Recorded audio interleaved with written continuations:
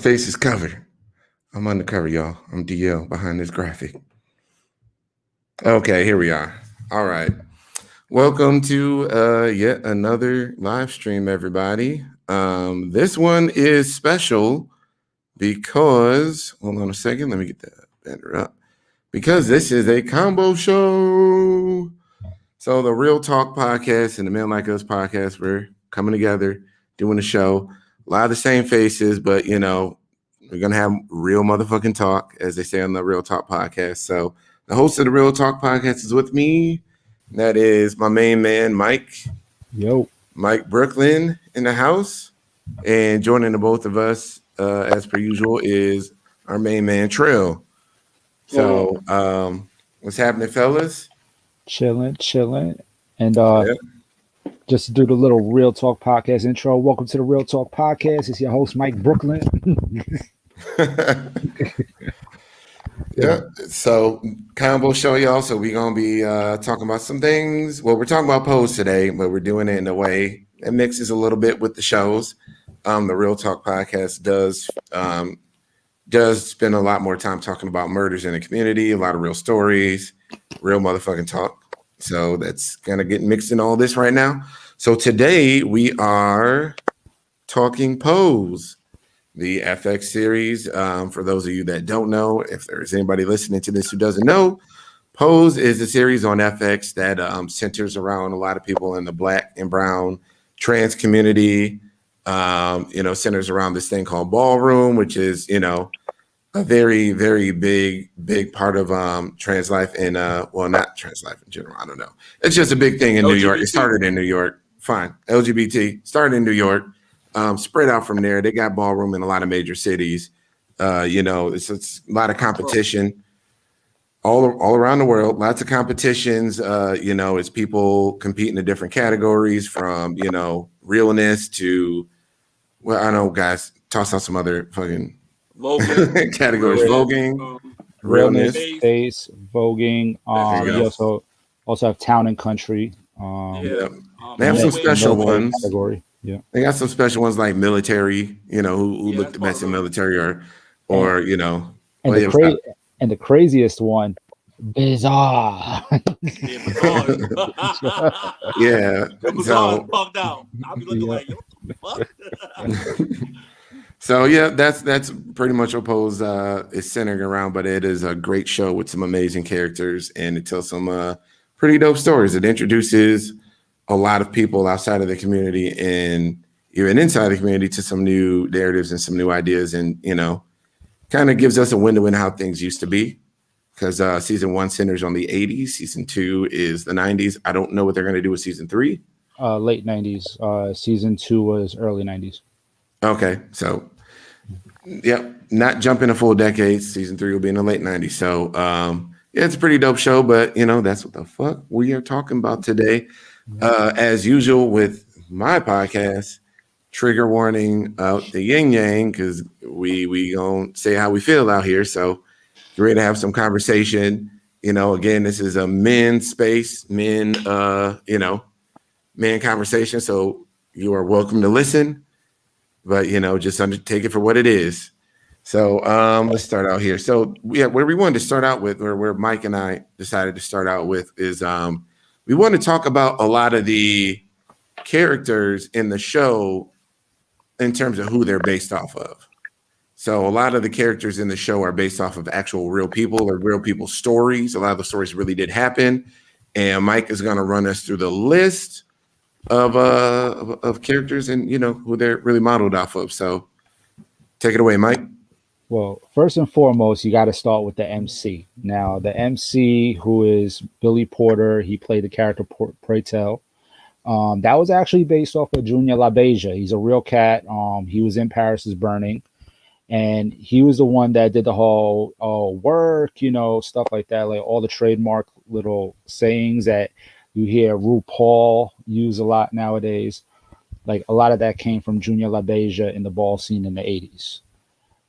And Pray Tell, even though Junior LaBeija's beef was that they didn't contact him for any consulting stuff, I got to say Billy Porter did it perfectly. Like he literally embodied that character. But then you also had Mother Blanca. Like, she was actually based off of two people. There's Avis Pendavis, who a lot of people credited as that loving mother figure that pushed her kids to like go to college and stuff like that and pursue other avenues outside of ballroom. And then you also had Angie Extravaganza, who was also known as to be like a loving mother figure to a lot of the people within the House of Extravaganza. And Dee Dee says she has yet to see Paris is Burning. Did you That's a playing? shame. That's a shame. Join the club.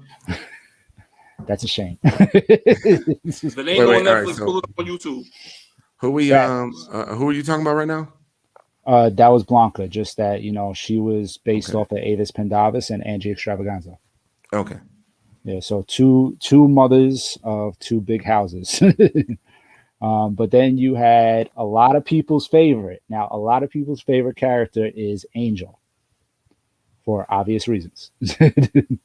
But Angel was actually based off of Octavia Saint Laurent, who legit tried to become a model. She was actually seen in Paris is What? Burning. Yeah, it Wait, was is she one of the actually. ones that we downloaded?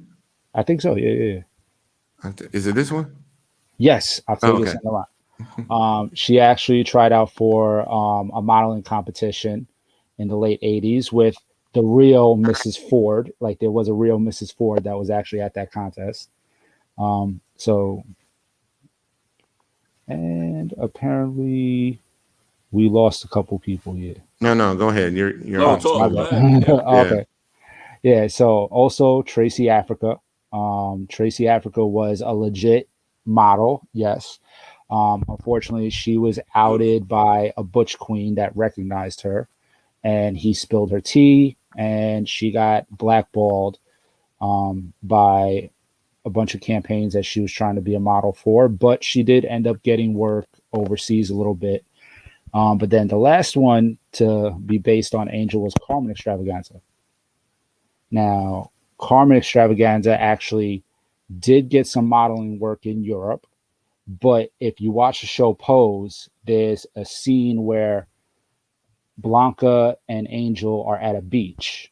And a lot of people are saying that that scene was based off of Carmen Extravaganza and Brooke Extravaganza being at the beach in Paris is Burning, where Brooke was talking about how she had just recently got her sex change operation. And also, we got Damon. Damon was based off of Willie Ninja because Willie Ninja was known to be a perfectionist on the dance floor and perfected the art of voguing. And as you see later on in season 2, Damon gets to go on tour with Malcolm McLaren for the Deep in Vogue song, and Willie Ninja actually did the choreography for that. Then you had Elektra, who was based off of Crystal LaBeija, because early on, Crystal LaBeija in the documentary The Queen had a scene where she was talking about how like she has the right to show her true colors and to like be the person that she really is and everything like that. And Elektra has that argument with Blanca when Blanca leaves the house. Then you had Dorian Corey, who a lot of people know about Dorian Corey. She actually had a mummy in her closet that was found after she passed away from complications due to AIDS. And Dorian Corey basically had a story where she got into either an argument with with a boyfriend or a potential client. It was hard to tell what the story was, but she ended up killing that person and then mummifying the body in a suitcase that was found by a friend of hers when she passed away.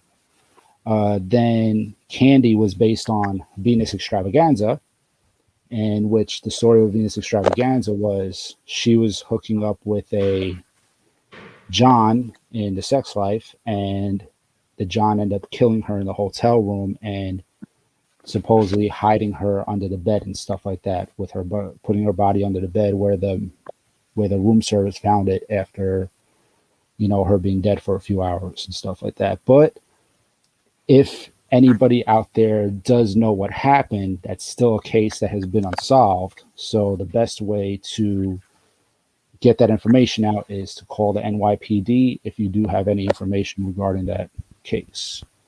And then, last but not least, there was Quincy and Chili, who were the two children at the end of season 2. They were actually based on the two children in the movie Paris is Burning. So a lot of people were speculating that for a while, but it was later on found to be true. The two kids in Paris is Burning. The creators of Pose chose to include their story because a lot of people were not sure whatever happened to them. So that's basically how it went. Like, they used a lot of these true stories in the show Pose. And, now for people that didn't know, now you know. Thank you for schooling everybody. Appreciate that, Professor. Yeah. No doubt, no doubt. Yeah. So like Nyambi always says, learn your history. There you go. She's all about that. So the next thing that we wanted to go to about Pose, and obviously this part of it is more of a group affair. And audience, by all means, jump in on this shit. Jump in. But I want to talk about my favorite characters. I want to talk about the characters that I love on this show. So, really for me, and I'm just lead off with this thing. I really enjoyed Damon in the beginning, like his story, getting kicked out the house, and that, his like having that dream and then actually working up to it, practicing, and then like actually making it, and then his success in class. And now like the man really made it work, obviously with the help of his house mom. But it was just like that scene where he did the dance and he just laid it all out there. I was just like, wow, like that really hit me. That really got through. And it was one of many moments in the series that really gets to you. But for me, it was the scene, the character. He was the one that kind of cemented it for me. Like I was like, oh, this is gonna be really good. So, it really let me know. It set the tone for me, honestly, and the humanity that the show was gonna expose or show off. Which I think is why that was the first episode, because it did set the tone. Really did. Yeah. So Mike, and we just gonna go around and just keep talking about what characters we like. So we don't have to choose just one. But everybody please toss in your favorite characters. I think you already know who my favorite character is, though. Right off the bat, MJ Rodriguez, Miss Blanca Evangelista. You got support on that one. Yep. It's like when I first saw it, like I was seeing Blanca, and I was like, there's just something about her to me that stands out. And then as the series progressed, I was like, yes, that's wifey. She's a very likable character because she sets out to do the right thing by people and she gets it fucking done. Yeah. Like she set out to be responsible and put these kids on the right track. And she wasn't gonna have them doing X, Y, and Z, being on drugs and all that other shit. And she was a lot like the women in my life, where she was an unmovable object. Yeah. She wouldn't flinch in her standards. She was like, no, this is what the fuck is going on in my house, and I'm not allowing any other bullshit happening here. Like, no room, no margin for error. And a lot of people from the old school used to say that was kind of similar to Angie Extravaganza's personality. Mm. So what's up, Trell? Trell. Who you got, man? Be honest, I love Blanca's character because I love what type of person she is. Me personally, my favorite character and basically how she look, and I wish she had more of a storyline. She don't really have a good storyline. Is Lulu. I knew it. Yo, I knew it. I'm gonna just keep it real. That girl is beautiful. I don't care what. Yo, I mean, also Candy is beautiful too. I'm not gonna lie, Candy is beautiful too. Mm-hmm. But man, listen, I just wish she had more of a storyline. Like, I hope in season 3 she have more of a storyline. Like, they even give her a backstory and everything, because I'm really interested in her character. Like, yeah, but fun fact. Damn, I lost it. But Haley Sahar does have a movie coming out Yeah, in she regards to does. where she plays an LGBTQ activist from California. California, yeah. That's where she's from. She's from there. She lived there. Yeah, she's from California, Los yeah. Angeles. Yeah. Yeah, I Yeah, see her on them Discovery ads. yeah. So I didn't even know that was her because, again, we're doing the real talk here. So I didn't know that was Haley Sahar because I guess I just wasn't I trained told you to about like, that. Yeah, I told you. yeah, I wasn't trained to recognize her without her titties pushed out. So like them titties is always sitting high and pretty in the show, and then she wearing the suit, ain't nothing. I'm like, that can't be. I don't know. Let me hit the Google real quick and I'm sorry, her look in the show is titties up front, pushed out. That's part of the look. And then in that it was like, and I was just like, I didn't know. I'm like, okay, that's a nice looking lady, but I don't know what's going on here. But I had no idea it was the same person at first. It took me a little bit to figure that one out. Took me time. I mean, she is light skinned and thick, right? Oh wait, did he? Thank you for the face palm. Shaking my head. But from what Trell just said, can we really take a moment and appreciate how beautiful Angelica Ross is? Very. Oh my For God. sure.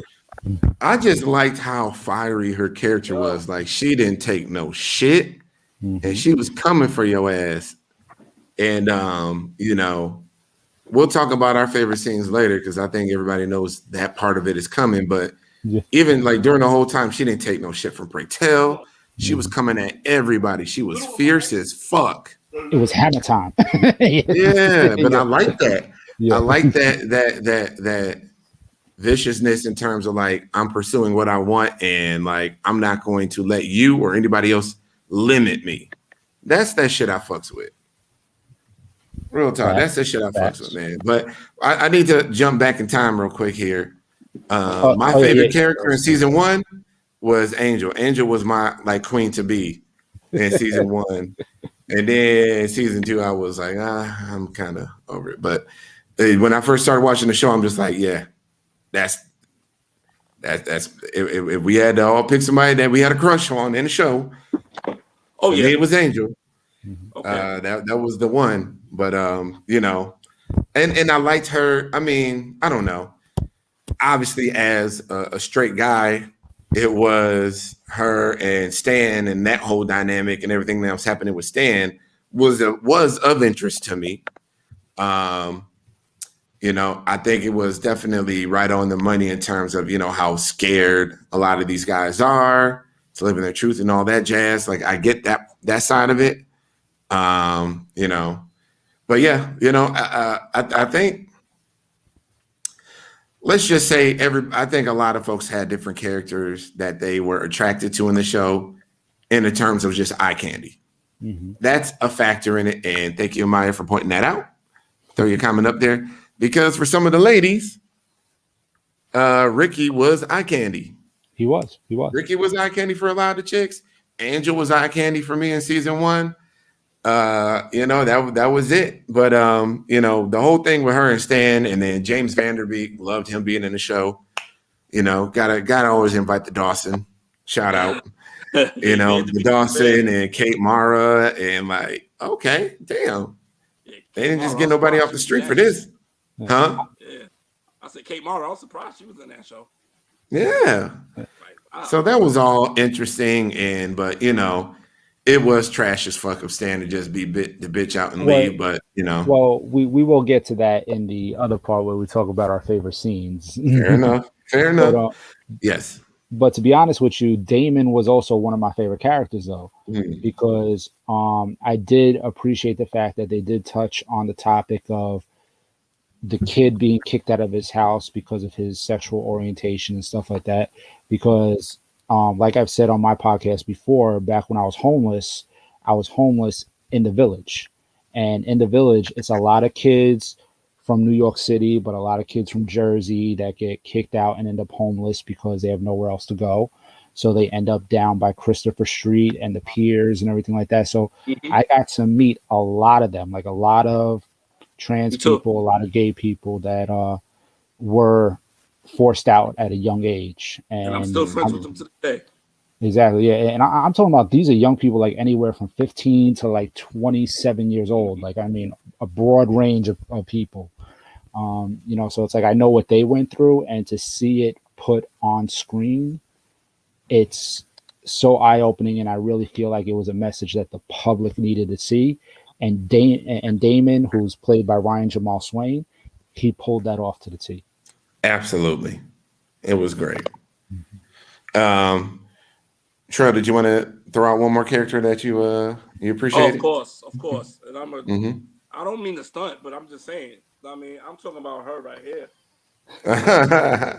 Angelica Ross. I don't mean to Yeah. stunt, but I love Angelica Ross. I love but her. I loved her because she was a dark skinned woman. You know what I mean? Mhm. And she really she wasn't, I know everybody always talk about the angry black woman, dude. In her case, she needed to be that angry. And the reason why I know about why she was that angry because of what she been through throughout her whole life.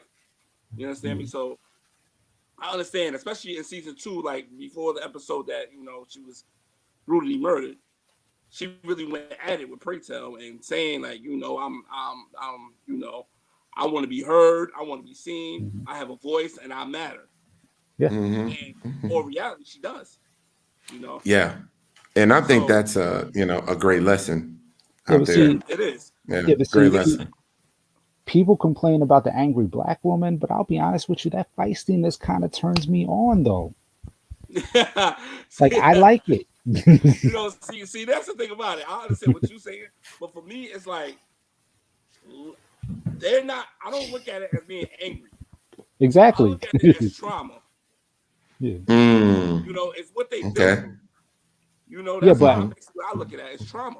yeah, but I look at it. I look at it as like somebody who's not afraid to stand up for what they want. Like if they feel a Right. certain type of way about something, it's like they standing on it. Like this is Yeah. what I'm saying.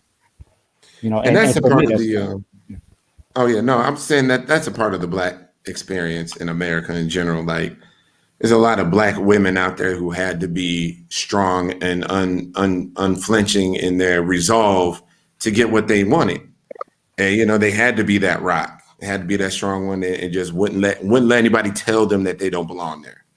So, that's why I appreciated her character because I saw in that character, like I saw a lot of what I grew up with in the women, like my grandma, my mom, both of my grandmas and my mother, all just like that. Super strong willed, ain't taking no for an answer. They will be heard. Like, and that's some shit I could really respect.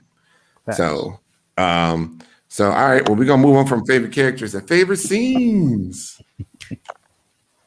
So, I already talked about one scene that I like, which was, Damon getting admittance into the dance school and his dance, and he just he left it all out there. In football, and just in sports in general, like in football, they say leave it all out on the field. Yeah. In basketball, they say leave it all out on the court. Like he left it all out on the dance floor. He put everything he had in that performance. The character did, and it was just like super dope. And you just know, like that was really him bearing his soul in dance to those people. It was a really powerful moment. It again set the tone for the series and let me know what kind of realness and dopeness I was in store for. But I will pass the mic on over to Mike.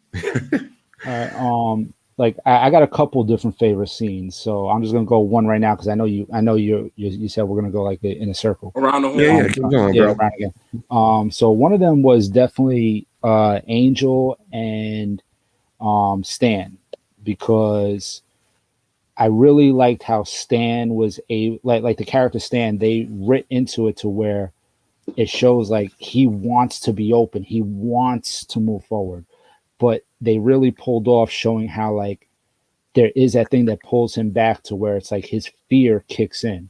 And I feel that was important because there are a lot of men out there who maybe they want to be open, but it's just a fear that keeps them from really pursuing who they truly are. And it showed that if you keep doing that and you keep suppressing who you are, you're going to lose everything in the end, in which Stan lost everything.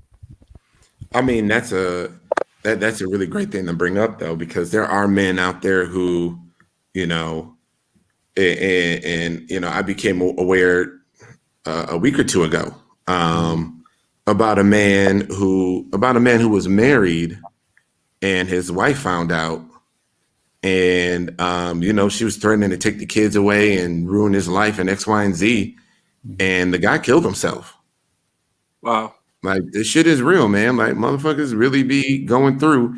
And when you in a marriage, especially like that one on the show, he lost everything trying to be with this girl. And, then at the last second he pulled out. Or actually, no, I think at the end he did want to make it work, but then she was just like, I don't need you no more. Which, fine, it's a TV show. I'll let it go. It was his third. Not gonna argue. It was his third attempt to go back in, and it was like, we tried this before. Yes. And he was jerking her around and shit. And look, that was one gripe that I had with the show. Yes, you hated Stan. A lot of girls hate Stan. It's well. We're just talking about the importance of his character, like how there's an importance to it. Right. But here's the thing, though: there are no male characters for anybody to like. All the male characters were built for people to hate. So. I mean, between Stan and Darius, the one that was built to be liked was an unrealistic fucking movie fantasy bullshit character with a black doctor that don't care and is gonna sweep her off her feet and all this other shit. Can we make this a little bit more realistic? You just be a black dude that drive buses or some shit like that. I don't know. Like, why? It is promoting fairy tale bullshit, but anywho, I'm sorry.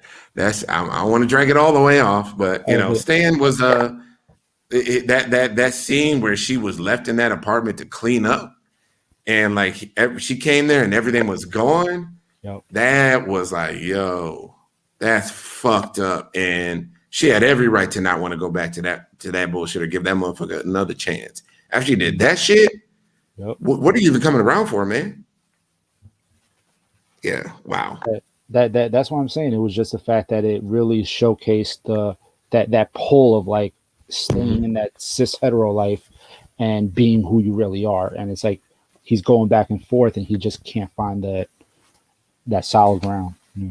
Well, L and G critics of the T would say that their whole issue with trans is that it reinstills the hetero lifestyle a little bit. So, there is that. Like, it still is a hetero dynamic if, one person's being the male and one person is being the female. But, yes, Stan was a pussy. Yes. I mean, I wonder what kind of blowback to how unrealistic it would have been if Stan wasn't a pussy. And Stan was like, hey, this is what the fuck I'm going to do. I'm leaving you and I'm going to be with her. See you later. And then they did that shit. Like, what other way could it have gone as a show? Yep. Trail, you got any good scenes? Yes, I do. I know the type of person I am, but I don't care about what anybody say because this is something that really hits when it comes to black men, especially. Even though the characters are Latino, which is Lil Poppy. Okay. Latino. How he professes his love to Angel. Okay. How he got so emotional that tears came to his eyes to let her know that, yo, I don't care what other men you're interested in. I don't care what you got going on in life. You're not going to find another man like me. Yep. That's going to love you, want to be with you, and do right by you by any means. That part I love so much because I was like, yo, wow, that joint is real right there. Because sometimes you have to let these girls know how serious you are. I mean, I'm not gonna go as far as saying you have to cry about it or anything, but at the end of the day, it's still emotional feeling to let it all out because we're told we're not supposed to do that. We're told we're not supposed to feel that way, and I don't know if it's just black men. I'm just speaking from a black man point of view, but I know that comes with all men of all different races because it's like we're told we're not supposed to be emotional about anything. If Angel was a full-on black woman from the hood that, just regular, but this guy is really feeling her, she probably laughed at him. Like, dude, pull your skirt up or laughed at him or something like that. You understand what I'm saying?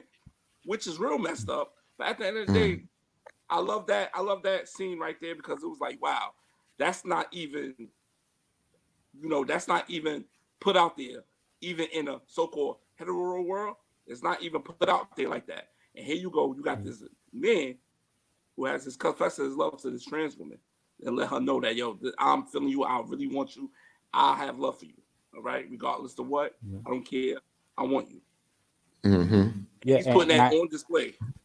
Yeah, and I actually posted about that earlier today. I was like, because I was watching the episode over again, and I was like, "Amen!" Like standing ovation shit. Like, right? Nah,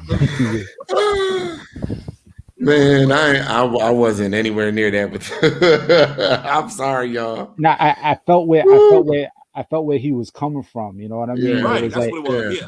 Yeah, it was like I like I've had that situation where it's like, I want the woman to know, like, okay, this is how I feel about you, and it's like the way he did it, it was just purely genuine. Right.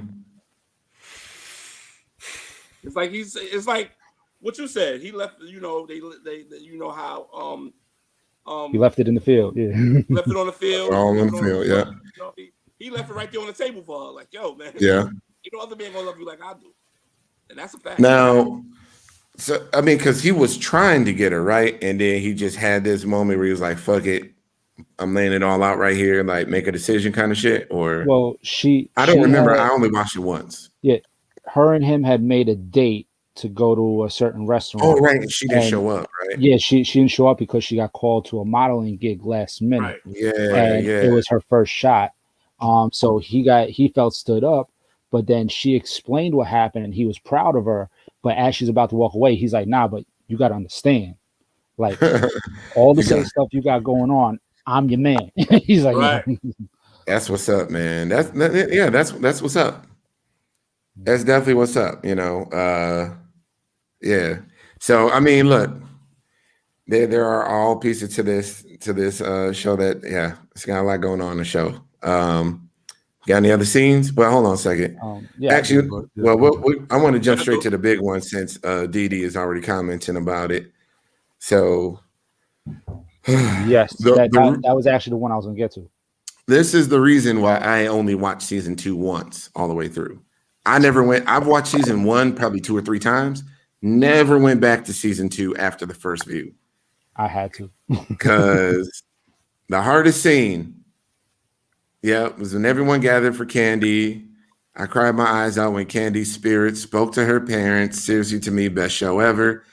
Like, when she was talking to her parents and her dad was like, "I see you now." But then so I was already kind of choked up in that moment. I'm like, okay, well, I'm feeling it, but I ain't crying yet. I'm like, all right, it's cool. But then they moved to the to the Love Like This Before part, and it was over. Yeah.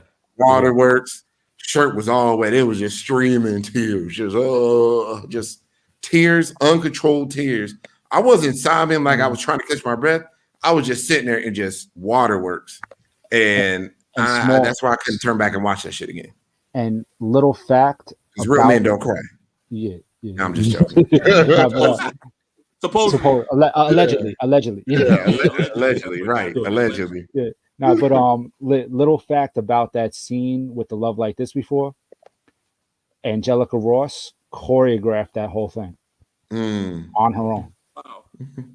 Yeah, but I gotta say though, that scene had me choked up from like probably right around the part where it started, because it was just the way everybody went out for her. You know what I mean? Like when her body was there and they realized that she wasn't put together properly by the funeral parlor and everything like that. Like they were like, no, we got to fix this situation. And then it went to where everybody's like sitting down and they're all like kind of like taking in the fact that this is real. You know what I mean? Like this person is really gone and everything like that. And how she literally visited with every single person. Mm-hmm. I'm just like, and then all of a sudden, like you said, once it got to the father, it was just like, okay, yeah, I can't control it. Yeah, that's, man. Right. Look, I don't rewatch shit like that.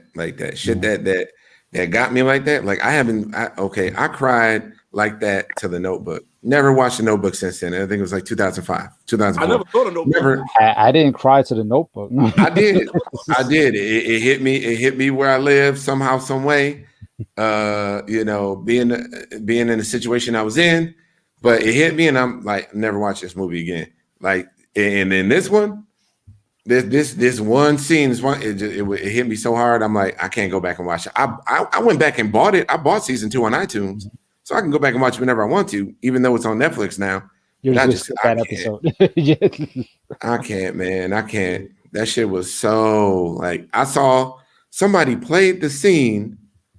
I think it was just like a snippet of the scene, and I was like, oh, I can't watch this. Like, it just, yeah, somebody had to it on Twitter. Yeah, man, I can't. But yeah, but me personally, when it came to that scene, one thing I loved about the scene is that they played Stephanie Mills. Yeah, you know, that Stephanie Mills song, because my mother loves Stephanie Mills, so you know that's, you know, I really like it. It didn't hit me, like I wasn't emotional about it. It's just that how dope it was, and playing the Stephanie Mills, and I'm knowing my mother loved this scene, and I mean loving Stephanie Mills and stuff like that. But what really hit me in the that scene was 2 parts. One part was when she was talking to her father, and how her father was accepting of her. Her father was accepting of her regardless to what, because you know usually in them cases it's the mother that's more accepting. Yeah, you know. The father is not, but the father is more accepting than the mother was, which is very rare, but it was dope to see that. And also the second part was when she was talking to Pray Tell. Her spirit was talking to Pray Tell. And Pray Tell was like, yo, why you, I mean, and she was actually talking to Pray Tell, was like, yo, why you always coming at me and disrespecting me, not you know, not giving me, basically not giving her flowers while she was there, but you here now giving her flowers while she's dead. And Pray Tell explained to me, like, yo, you remind me of me too much. Yeah. You're black, you're loud, you're very outspoken, you're very adventurous, all that. You know what I mean? So basically, it's kind of like how he basically he's looking in the mirror when he looks at her, when he talks to her and he sees her. He's basically looking in the mirror. So yeah, that, you know, that particular scene really had me like, wow. You know, but also that's also the same part where we were kind of speaking about earlier, where she made the comment of like, my loudness walked in the room before I did, and I thought that was a perfect way to explain why she was the way she was. You know, it was like she, right. You know, why try to hide something that people are going to know about me already? Right. You know? I will say, so I'm bringing in negativity now. That's my job here. I will say, while I do like Haley Sahar, you know, I didn't think she acted all that great. I think her acting in that whole episode was just not good. But it wasn't good. But that's also the episode with her infamous line of like, she's light skinned and thick. Right. Oh, yeah. Okay, fine. You got the line, but her acting was not quality in that moment. I wasn't feeling it. Yeah. I wasn't feeling it through the screen. Well, I'm gonna be honest, you know, like I said before, because somebody else said that, just like that, and she has to be the awkward one, meaning because her and Candy was like this, they started the house together and everything, so she had to be like the awkward one. So the way how she was acted was probably pure, but of course to us as the viewers, it wasn't authentic. But at the end of the day, you know, when someone's close to you like that past, you don't really thinking how you act or anything like that.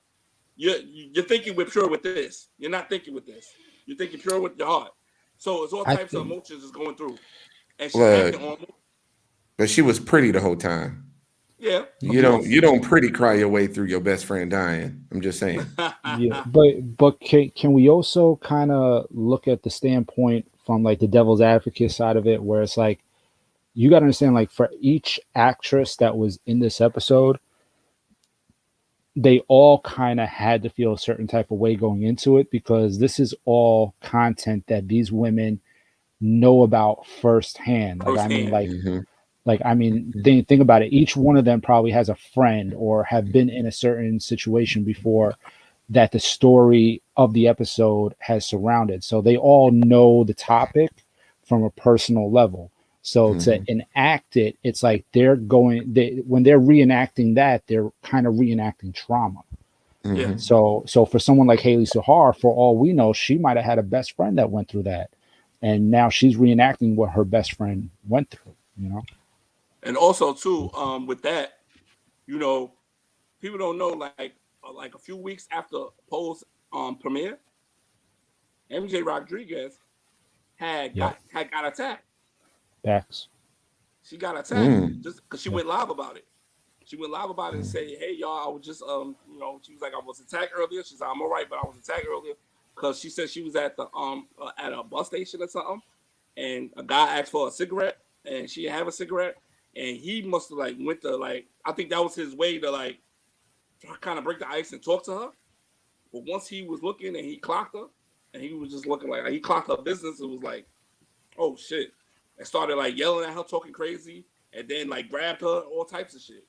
So, you know, lucky it was people around to help her, but it probably, you know what I mean, if it wasn't people around, it probably got ugly, you know, but yeah, she even like spoke about that. So yeah, it is trauma.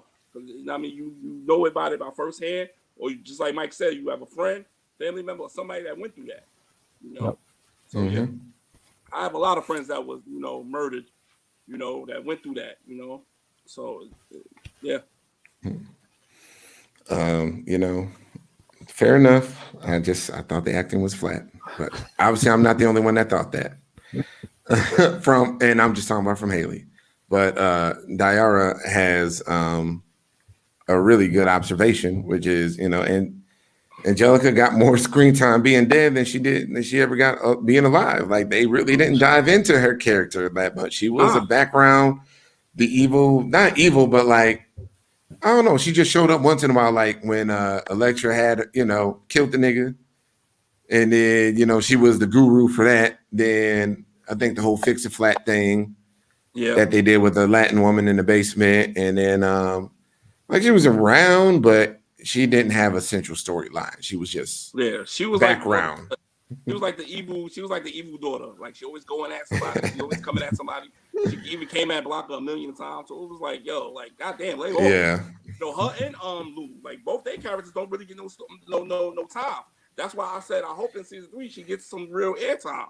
Like have like a 2 episodes about her at least. Like come on, you know.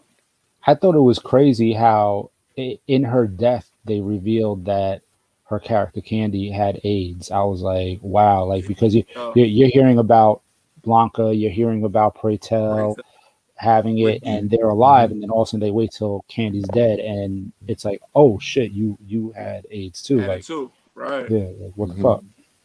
You know, that was speaking of AIDS and HIV and stuff like that. The little concert they put on for people in the AIDS ward was like super dope. I didn't know because I didn't know any of these people before the show, except for maybe like Billy Porter. I think I might have seen him with something else. But like all of the, like this show's is introducing me to a lot of these actresses. So I had no idea that MJ could sing like that. Yo, it created stars, bro. Yeah, she's she did Broadway. Yeah, she did. Yeah, I was gonna say that. She never been to Broadway. Don't know. I've never been to Broadway, but like I'm a fan. Like I'm such a fan of the art. I watch it on YouTube, and I'm gonna be honest. The way how I peeped her because it was her before life. I said, oh shit, that's such and such. Yeah, that's why I peeped it. I'm like, oh wow. So she's been doing this a very long time. Yo, but let's not forget Saturday Church, which was the movie that came out right before Pose, which took Alexia Garcia, who played Aphrodite, took India Moore, who played Angel, took MJ, who played Blanca.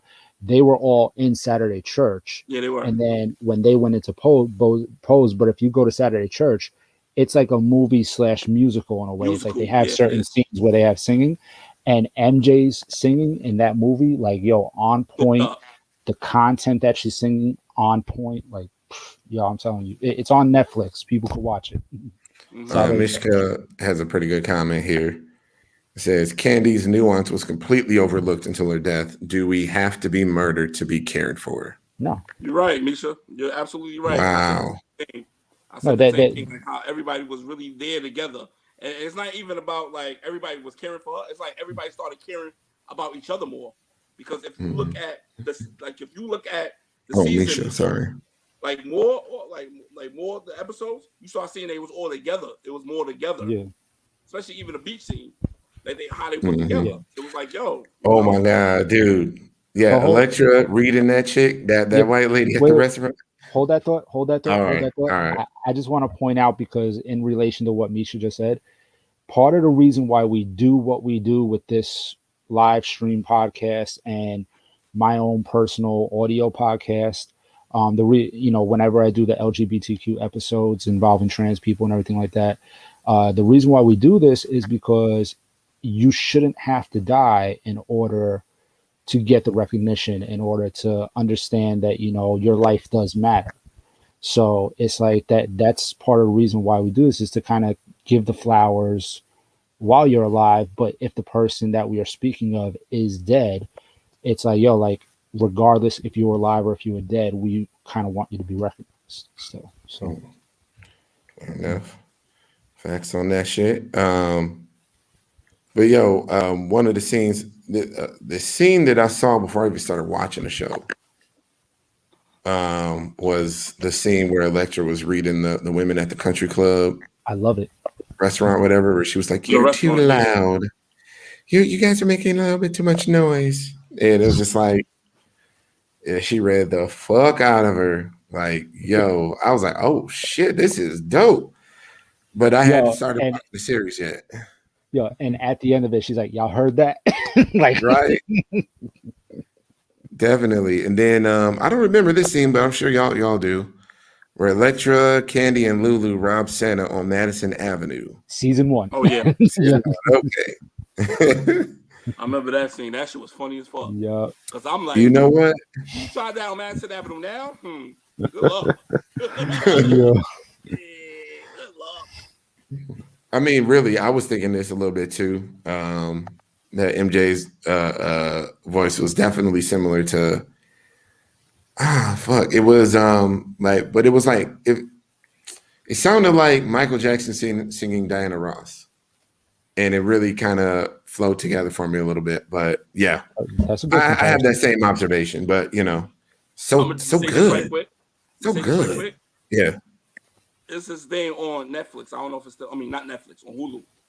That a whole bunch of Latin people did a tribute to Michael Jackson. Mm-hmm. She sung Michael Jackson. She what? She sung Michael Jackson's song. Oh, okay. Well, there you go. Dope as fuck. Yeah, such a talent. Let's see my here. wife, Anybody else got anybody else have any scenes here? I think we done went through all their scenes. Fellas, we got all our scenes that we love from Pose out the way. I mean, shit, there's always hold on. I want to talk about Darius. Yeah, go ahead. Okay. Yeah. That fuck boy. Let's do Darius, damn it. If y'all don't know who the fuck Darius is, that's the nigga and the white beater that was reading all the poems to Blanca and wooing her and this and this. The best one is where he goes, yo, Cupid called. He said you gotta bring my heart back. Oh my God. He got all the lines and X, Y, and Z. And then, she find out about him. But here's the thing. All the girls are sitting around talking about, like, girl, you better get you some of that dick. Like, he knows, and he's endowed, and this and this. They having a whole fucking kiki session about this nigga. But that's the thing I love about and like everybody's enjoying them. And then, but so they're speaking positively about his skills, and they're like, girl, you better go get some of that. Like, I love him, and this, and this. But then we cut to the club, and everybody, get the fuck out of here, blah, blah, you're this, you're that, you're chasing, blah, blah, blah. And I was just like, the fuck? But Candy still said, just blowing him up in the shop, saying he was blowing everybody back out, and it was good. And then, what the fuck just happened? Yeah, but Candy still turned and was like, "Oh, but his dick good though." Like, like Candy still did that. But the whole thing was like that. He didn't really go away. He's gonna be back next week. Yeah. So like the whole thing is like the thing I loved about Blanca was like it really showed that she wasn't there for it. You know what I mean? She was like everybody else could have him, but that's not for me. Well, she was there for the real love, and everybody else was there to get some dick.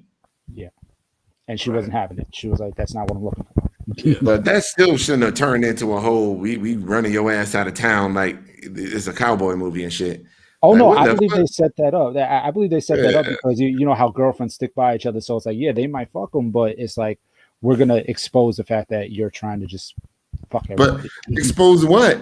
Everybody already knew he That's- was getting passed around community. What the True, fuck is true. there to Right. expose? That's another thing too. I hate Y'all that. was loving that nigga's dick. Like, Yeah, it's still it's loving like, it. was like, yeah, it's like some dudes you just see, like, you know for a fact what he's about. Make it make what he sense. does.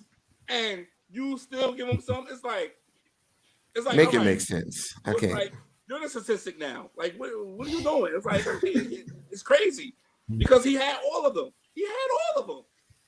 It's just that Blanca was next on his hit list, basically, and Yeah. she wasn't going for it.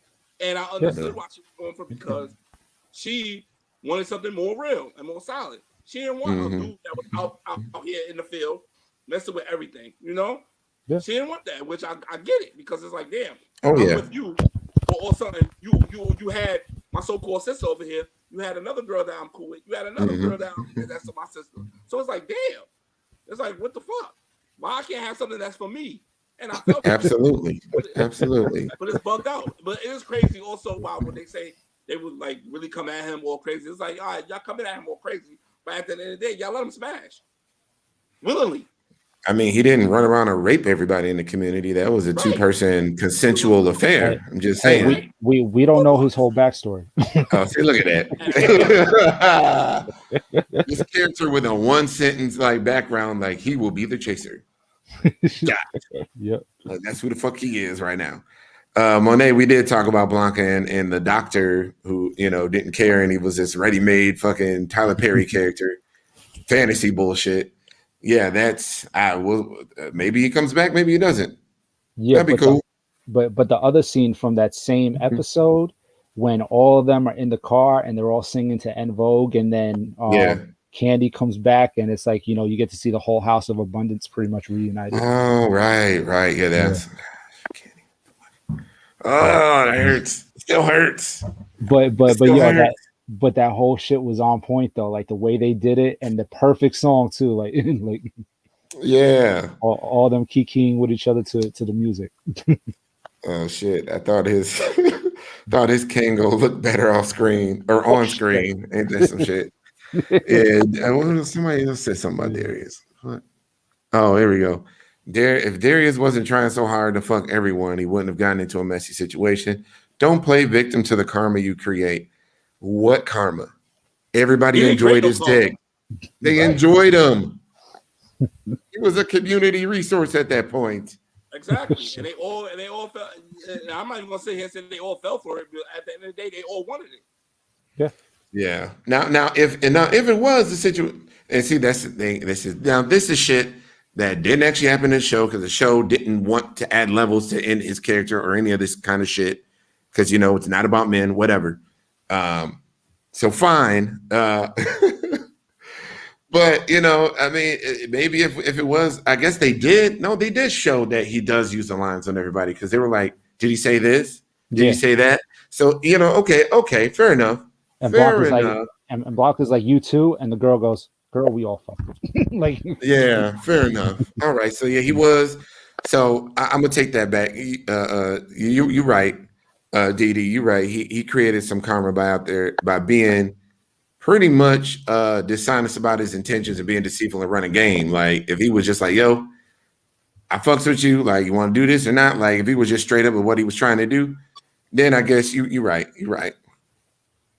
So being a hoe and being talked about. Yeah. All right. I mean, something that wasn't people talk about hoes. Yeah, this is something. I mean, we talk about people that we see as hoes, and ladies talk about the man hoes, and this is something that really wasn't in the show. If you want to get technical, look at how the girls be running game. The girls be running game. They be trying to get paid off for every goddamn dude that they meet. Even now in real life, they do that. So let's not sit here and say, "Oh, about the messy karma that he creates." Okay, cool, but it happens.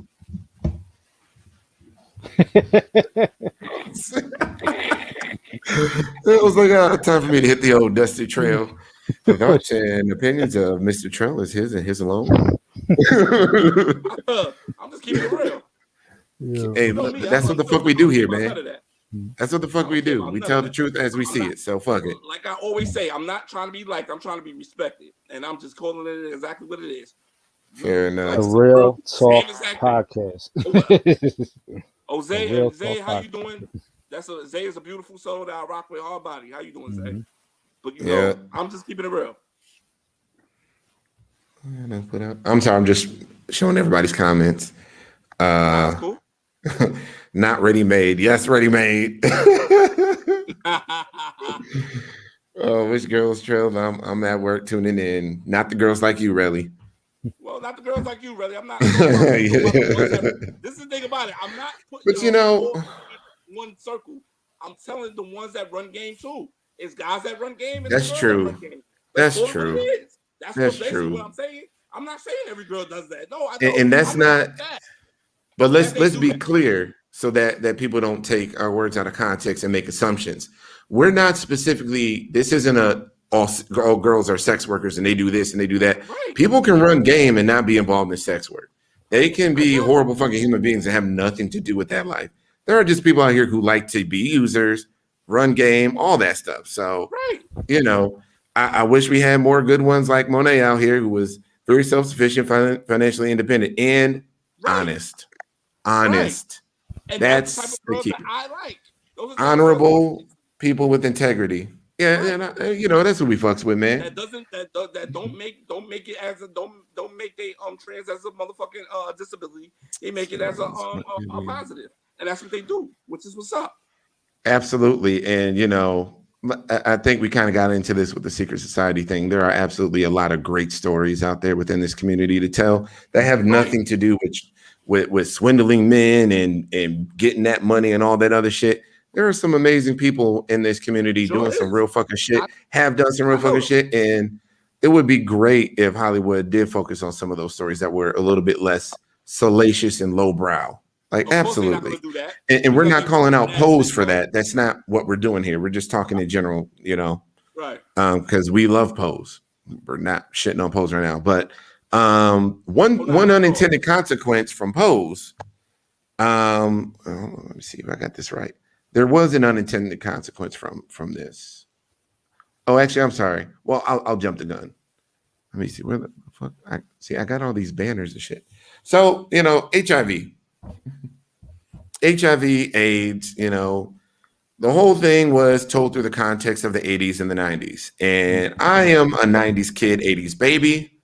So I was raised sitting in class watching all these, you know, informational videos about HIV, AIDS, had school, you know, the speakers, people who were infected come and talk to us about AIDS and HIV and safety and all that stuff. And, you know, as an adult, I largely, you know, forgot the shit.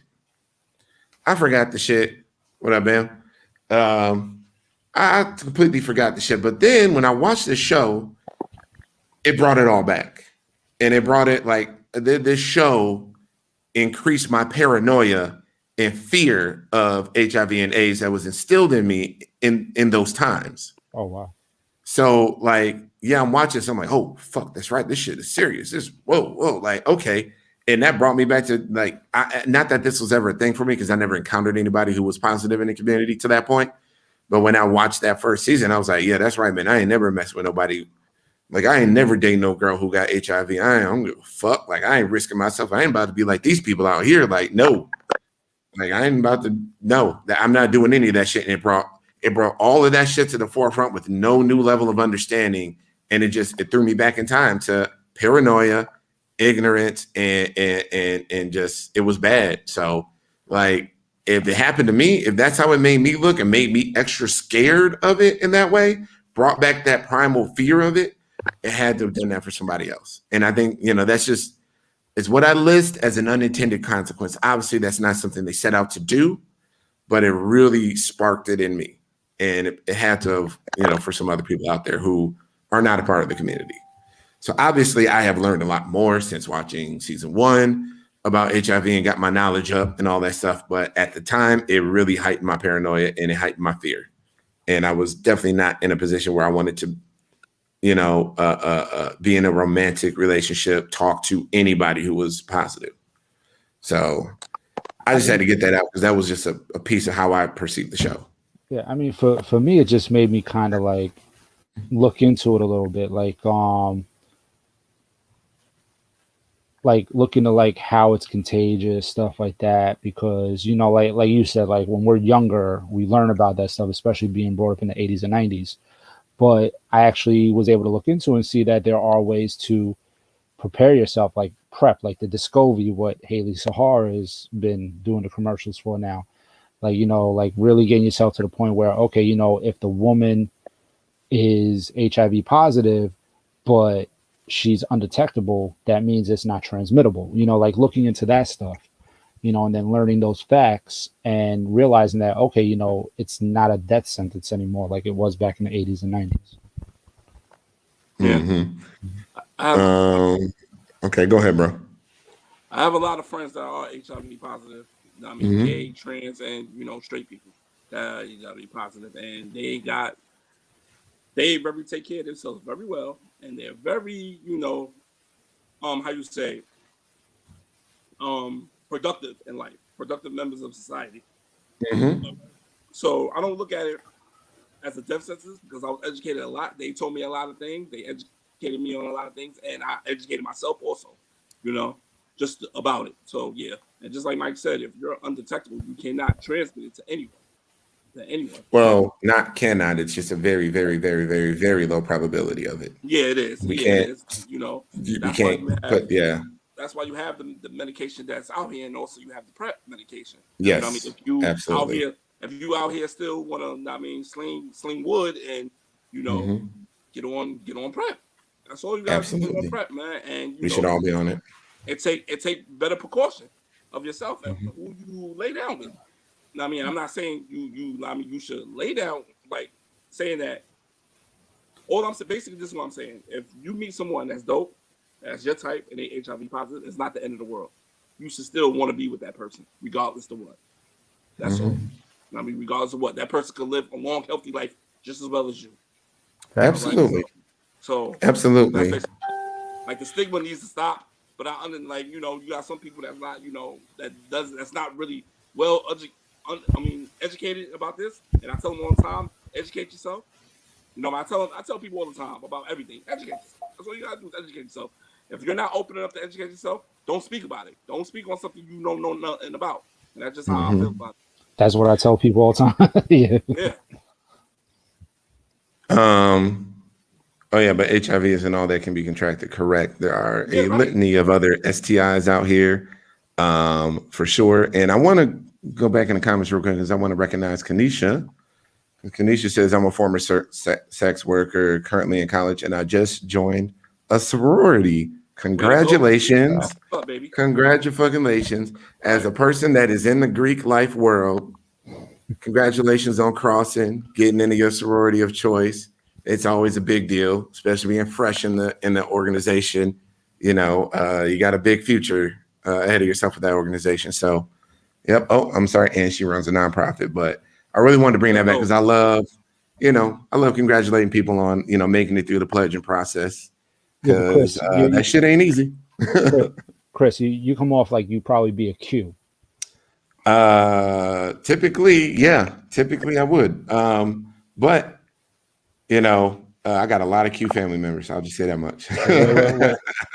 What is it that they do? They do that thing like whatever, like like they kinda... Shaquille O'Neal does it. They do that. See that the thing isn't wide enough, so you can't really. But anywho, oh, and one thing for Monet real quick too. Wait, she's like, yeah, but because we were talking about, you know, how she's doing her thing out there, sufficient, financially independent, and yes, everybody, Monet doesn't act like that. We just pump her up because we love her. Doesn't. Yeah, right. We're just fans. Yeah, we just fans of her and how the fuck she carries herself. She is. Yeah, so that's she don't do that shit. So, yeah. Right. So Zay is saying, I want the trans person storyline on a show to focus on other stuff outside of them. Absolutely. And those are the pieces of media that I appreciate the most, where it is a trans character, but their storyline and their character, nothing has anything to do with their transness. They're just a person. Yeah. Yeah, You know go what ahead, shows bro. like that? What's up? If y'all ever watched the show, it's a show on Showtime called The Shy. Okay. They have a trans character on there. Her name is Mm-hmm. oh god, damn, I forgot her name. Oh god, but yeah, she's on there, right? They Mm-hmm. don't focus on nothing her being trans. Yes, it's mentioned on there, but they don't focus on it at all. Mm. Okay, that's what's up. At all. She's totally more than that. Mm. Like for real, Dope. it's dope. Haven't It's seen a The dope Shy. show. You Yeah, I need to heard watch good it. things about it. It's a dope show. I ain't gonna lie, it's a dope show. And by the Uh, way, Zay comes off as being cool as fuck, but also gorgeous. there you go. Just saying. Okay, Shot Zay. taken. Zay, Props to Zay. Mike. your move, Zay. Your move. No, I'm not. I'm just giving her props. You No, know, she is like beautiful. She is beautiful. yeah, Oh like yeah. Yeah. She's good like people. like we spoke about earlier. Give the flowers while people are here instead of after. Absolutely. Right. All right, I want to make sure we caught up on these comments before we roll through. I'd say consider prep on demand if you aren't frequently active. It's better on your body. It really is guessing which sorority Kanisha join. Oh, I'm sorry. Kanisha had another thing. I'm positive and my bae is negative, and we never had sex because he lives in another state, but I encourage him when we do have sex to go to the doctors and get on prep. Right. And that is dope as fuck. Right. And she said that's why Descovy is preferred over Truvada, decreased kidney injury. Yep. Talked about that yesterday about Truvada. Truvada got a recall. Everybody get on if you're gonna prep, if you're gonna get on prep, get on Descovy. Mm-hmm. Get on Descovy. Well, that's definitely what I'm on, but I didn't know about all this kidney damage shit. God damn. I'm gonna have to get off it and I'm gonna have to cycle on and off just so I don't ruin my kidneys trying That's to. why I got off. I'm gonna be honest. That's why I got Damn. It was doing damage to my body. That's why I stopped messing with Descovy. Wait, Yeah. she said only while you're having sex, not when you're not having sex. Don't take it like. No. She said she would consider prep on demand if you aren't frequently active. Right. If you're active, then yeah, you should get on prep. If you're not active, it don't make no sense. Okay. Oh, Kanisha joined Kappa Iota Sigma Sorority Incorporated. Kiss. And you know what? My friend Samaya joined that sorority as well. Shout out to the Lioness, co-host of the Box 512 podcast. That's the homie. Also, okay, so I just really wanted to touch on that because that's just one thing. That's one way that the show affected me, and nobody's really talking about it like that because people are like, "Oh my goodness, it's great. This is this," and I'm like, "Yeah, but it really made me afraid of HIV and AIDS. Like, really, it brought me back to being a child and the hysteria of the time, which was embedded in me thanks to the public education system." Well, that was part of the point. Movies. Yeah, that was part of the point. Like they wanted to stress about what the reality was like back then in regards to that topic, because like the lady said at that Potter's Field place where she was like, we don't know how this is spread, and that was the ignorance of a lot of people that they really thought that you can only be gay or lesbian or trans whatever to actually get it, not realizing that hey, this can affect anybody. So they really wanted to touch on the ignorance of what people were trying to make it out to be back then. For sure. It was a whole lot of unknowns. Now, so this was another piece of the puzzle that we wanted to, what did America learn from the show? What were some things that were kind of exposed? I'll just start with the basic shit. I learned that ballroom exists. Before I watched season 1 of Pose, I had no idea that ballroom was a thing. Was not aware of it at all. Don't exactly have a large ballroom scene in Wisconsin. That's just not what's cracking. So you two New Yorkers, this is regular for y'all, whatever. It is what it is. But, in the rest of the world, the rest of the country, especially for a lot of folks who are not really embedded in the trans community at all, it's, cis male dating cis women. I had no way of coming into this knowledge. I could have looked for it, but it just wasn't a part of my world. So, when I saw it, and obviously I was dating trans women at the time, but like, yeah, it was still, I'm dating chicks in Denver. Where's the fucking ballroom out there? Like, exactly. So it was just different, man. But it can be. Yeah, I'm sure they can start up if they want to. Rocky Mountain Ballroom. There you go. But yeah, I just it really opened up my eyes to a whole other part of this community culture, and like for a lot of people in America, this show introduced ballroom to a lot of people out there. They had no idea this existed, didn't know what it was. So I'll let either one of you guys kind of chime in. What you think? What y'all learned from it? What y'all discovered from it? I'll let Tro go. Oh, you want me to go? Okay. Hey, it's up to you. Go. Me personally, I just, I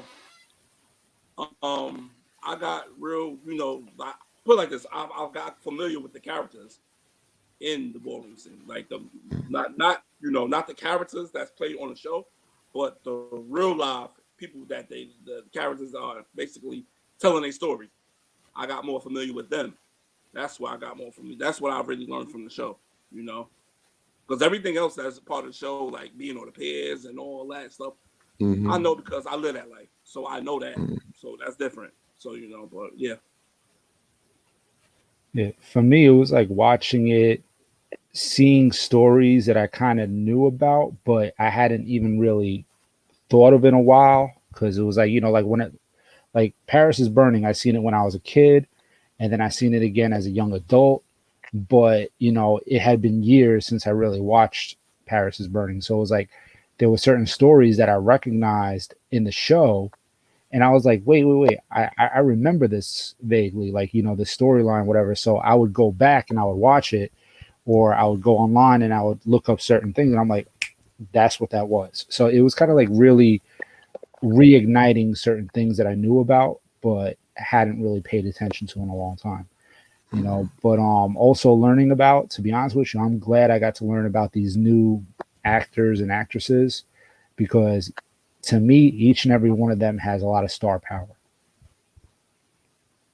Facts. Shout out to Jen and Mock too. Yes, China. Yes. I think one thing that this show kind of highlighted, obviously in the beginning, was it was really, I think Damon being tossed out of the house was like, yo, this is a reality. And like, there's a lot of people going through this. And this is where they end up sleeping on a park bench with nothing, no food, nobody to take care of them. And like, that really, I was like, whoa. And I already knew that that's something that people went through, but just watching it and seeing the way that, people are just like straight up rejected by their parents. Cause even his mom was against it, on her shit. And it was just like, yo, I don't know. There were just certain realities that, to the rest of America just aren't reality. And, this show kind of puts a lot of things in people's faces. It's just like, boom. Yeah. In your face. Kids are getting kicked out. Yeah. And I'm going to be honest with you, like being from New York and being in Washington Square Park at nighttime is not a good thing. I don't give a damn if there's a whole lot of cops in there. It is not a good thing, because that park is big.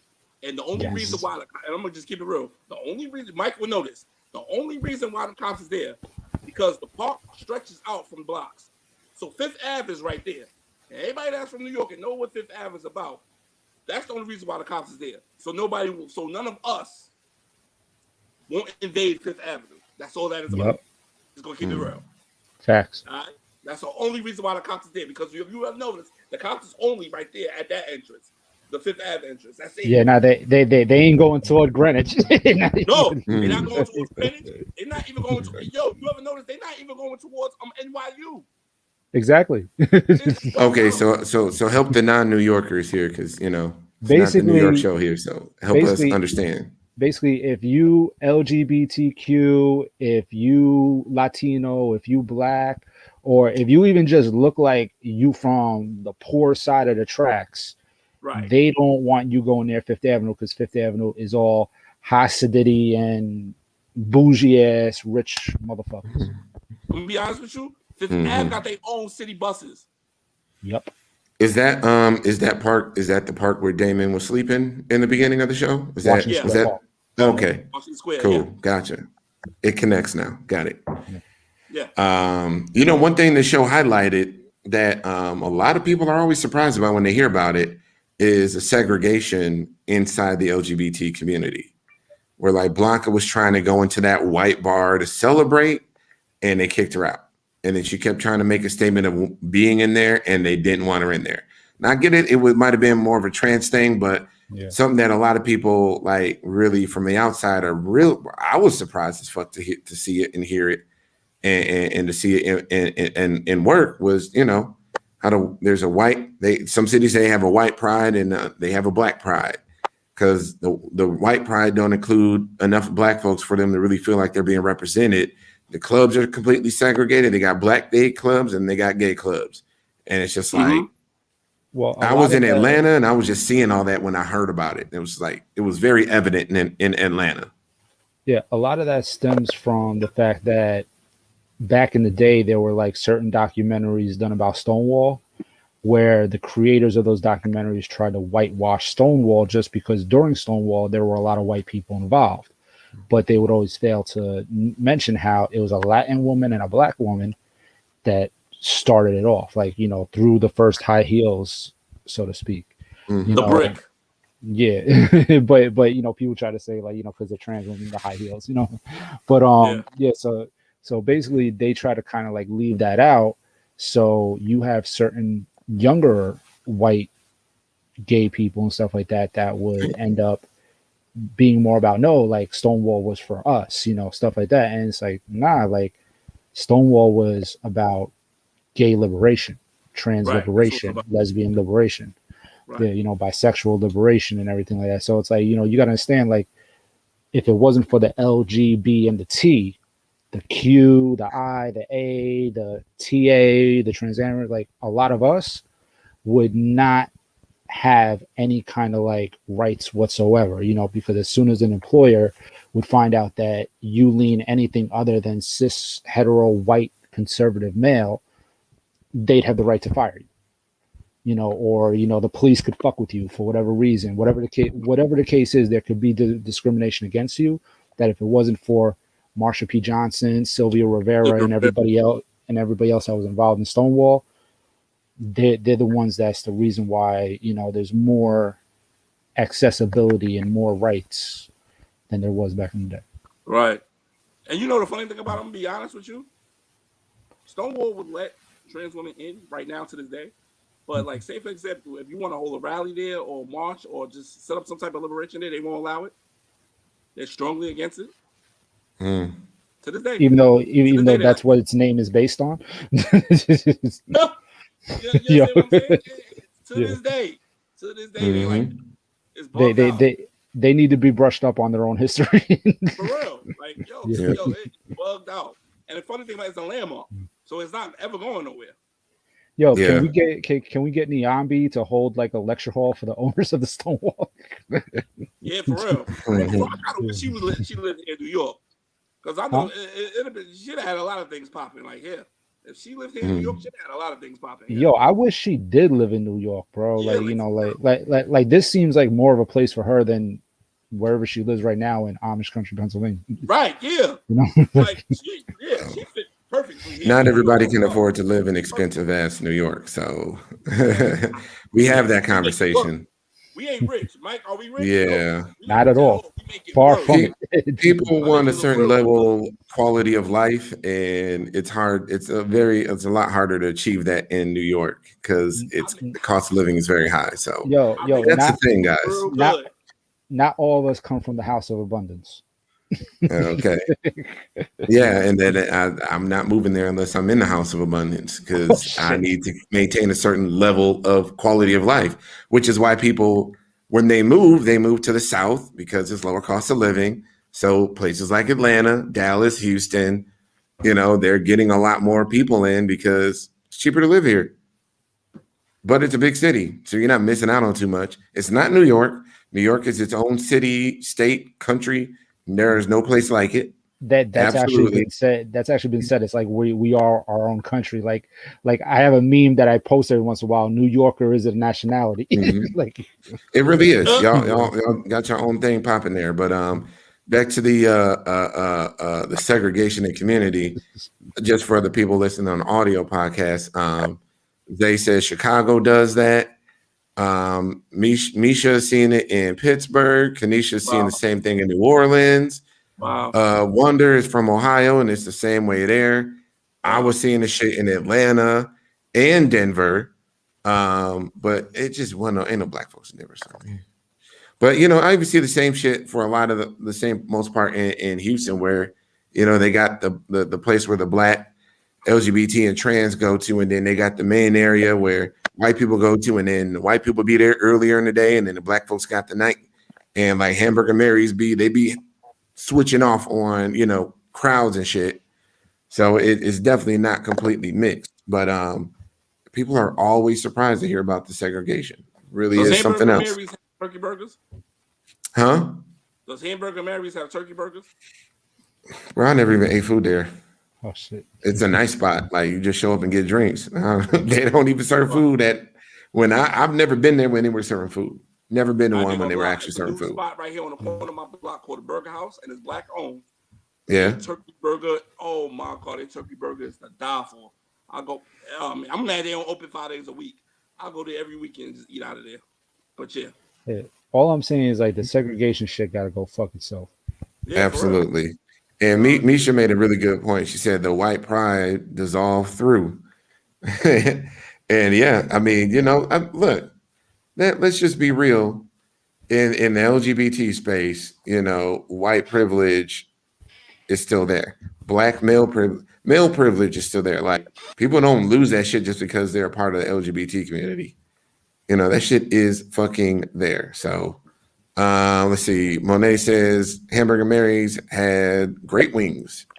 Okay. You try the wings. Cool. But if we're gonna talk about wings, might as well just go to Magic City. My favorite place. Love me some Magic City. All I do. Lou Williams put me on that. Who? Oh yeah, right. Lou Williams, right. And look, I'm this guy. I'm all about trans women, this, and this, but I'll be in a black cis strip club in a second because that's my environment. I love that shit, man. Me too. And for chicken fingers, Pink Pony. Oh, Pink Pony in Atlanta. That's the strip club. So we got one more. We got one more thing on the agenda here. Right. And I don't know if there we go. Okay. Crowd, everybody, all the people on the live stream with us. We need ideas. We want to hear from you on this one. What do you want to see in season 3 of Pose? What do you want to see? What do you need to see happen in the handful of episodes they're gonna put out? Because they ain't even putting out a real full season. They just spitting out a couple episodes and then walking away. Yeah, who the fuck is working the goddamn the panel over there at motherfucking FX? Because goddamn, that's some bullshit. It is some bullshit. It is straight up trash. It's supposed to be what 7 episodes? I think 7 episodes. I would appreciate. I would appreciate an old school TV season with like 22 episodes. Like, just give me more story, damn it. Yeah, you got like FX. I love FX because they got all my shows. All the shows I like is on FX. Sons of Anarchy, Mayans, MC, Snowfall. All these shows is on FX. That's why I love FX. But it's like, goddamn, y'all doing Pose dirty, man. That's corny. Sons of Anarchy was a great show, yeah. Man, woo! I love Sons of Anarchy. Yep. I'm glad they had to spin Mayans. Yeah, the Mayans is good. I'm watching that season 3 right now. I still gotta watch Mayans, but Mayans is dope. But yeah, from season 3, what I want to see is Angel. I want to see Angel and Poppy get married. That'd be dope. Okay. Yeah. All right. I'm on the fence. Like, I'm on the fence. I'm on the fence with that one, man. Only because I'm just like, I'm on the fence. Because I'm like, I mean, if they was worried, if it seems like they wanted to show realism with Stan, but now they just want to fly into fantasy with Poppy and her getting married. Like, I mean, not that it's a fantasy, realistic completely, but like, Okay, fine. No, because Sure. see, like I think they're a great couple, but also I could see them running a house together in the future. Yeah, Mm. Like an Evangelista spinoff, pretty much. Like, yeah, like Oh, they. maybe they're No, but setting that's up the for whole that. point. Remember Blanca told her that in season 1. She said, "Yo, you're gonna make a hell of a house mother. yeah, You're yeah, gonna you're take gonna over be this the house." mother. Yeah. Right? Mm-hmm. She said, "Oh yeah." Remember, she told her that. And friggin' Damon talked about how he opened up his own Evangelista in Europe. Like, Right? Mm. Yeah. He opened his chapter in Europe. Yeah. yeah, For sure. Yeah, no, that could be dope. What are you looking to see, Trail? Season 3. Me personally, like I said before, I'm looking to see more of a storyline from Lulu. I'm gonna be honest. I Mm. just want to see more of a storyline. I mean, I want to be honest. I want to see a storyline from her, Candy, but being that Candy's gone, I want to see a storyline from Lulu, like more of a storyline. Like I just want to see that because everybody basically have they real like they storyline. You actually see what they go through and what they're about. Like you see that with Blanca, you see that with Electra, you saw it with Damon, you saw it with Angel. So it's like give Lulu something, man. Like come on, she's a character on that show too. Give Lulu something. You Yeah. even see it with Pray Tell. So it's like, goddamn, give it like, come on, let Lulu shine. Man, I'm all about Blanca, so I really want to see how her story. I want to see how her story. I just want to see a good ending for her. Whether she I hear. dies, stay alive, she does whatever else. No spoilers or rumors. I'm not giving Yeah, a no spoiler. I was spoilers. just gonna give a rumor. Yeah. No Yeah, because rum. I saw the trailer. I saw the trailer. That's why I didn't speak Okay. on it. Yeah. See, I Yeah. didn't Yeah. see any of that. I'm not. I don't do trailers because trailers give away the story, and then I don't do that Not shit. all of it though. Not all of it. Yeah, not all of it. Yeah. They give you Trailers in the snippets of it. 21st century give away half the damn story, if not all of it. A lot of times they give away the plot twist. I don't Well, watch Terminator did trailers no that. more because of that. Huh? Terminator told the whole goddamn movie in the trailers. That's why I didn't watch it. The Yeah, last one. it's a lot of Everybody trailers watched it. that do They that. told the whole Yeah, movie. so I just can't. I don't watch trailers no more. And if I do, it's like the first reveal trailer where they don't show that much. But look, I would love to. I really want to see what happens with Blanca because it's like she rose to such a level, and she really, she started out wanting to be a mother. By the end of season 2, she was that, and then she took in those 2 kids. She was revered. She was respected by the community, and I just want to see where her story goes because I feel like Blanca is Pose. Like she's the main thread for this whole thing. It started with her, and I want to see how it ends with her. So I hope it's done really well. I hope it moves me emotionally. I'm really here for all of that shit. So everybody else's stories, yeah, they have a potential to move me, but in 7 episodes, we'll see. There's not much room to create new shit and to do new things, really. Yeah, I but see, mean, in 7 episodes, you're just finishing a story. yeah, but see, I want to see if they bring Quincy and Chili and the 2 kids from the last episode. I want to see if they bring them in because, like I said, those are supposed to be based on the 2 kids from Paris is Burning. Okay. Yeah, and that would be dope. Hold on. Misha said no more tears, and I need this season to surpass the last one or just be just as good. I have high expectations for this season because the show has told very moving, emotional stories that really get people, in their feelings. And as a mostly, outside person on a lot of this stuff, it's just like I'm learning new things, but it's just like, yo, like it hits you. And I just imagine, which, look for it, it's coming. I am doing a full-on Pose review by guys who have never seen it before. They will watch it for the first time. They will do a review right here on this show. I already have some guys lined up who have agreed to do it. They have never done, and they've never seen it. They have no connections to the community. They don't date trans women. These are just dudes, of all of different ethnicities, but should be a pretty interesting to get their take and their perspective on this stuff, having absolutely no knowledge of it going in. So just look for it. It's coming. I can't wait to see if it expands their mind, like as far as their thinking when it comes to the trans community. I can't wait to see if it expands their mind. I mean, real talk, this podcast does that for a lot of guys I know. And I've gotten I've had people, hit me up like, oh my God, like my mind, I was blind and now I could see. Like I learned so much from your podcast, and they just breeze through the episodes, and it's just it really is interesting. Just because I think people really underestimate how little people know out there. Like there's a lot of guys out there in what I call cis land that just don't know anything about the community, and men and women. I've had some female coworkers of mine listen to the show, and they're learning, and I have a lot of female friends who are just interested to learn more. So it is, I hope we'll see what happens with it. I know for me, I learned that ballroom existed. We'll see if they have a a bigger and better take on it than me. So here's the hoping. They're my friends, my frat brothers. So they're definitely willing to show up on here, show their face, and give their honest opinion. So look forward. It's coming soon. So, but again, season 3 expectations. What else we got here? Oh no, we don't have anything from the audience on this. Audience? That's weird. Yeah, and I gotta. There we go. Take off Misha's thing. So yeah, nobody got any. Nobody have any season 3? No more season 3. Like what you want to see. You know what I would want to see?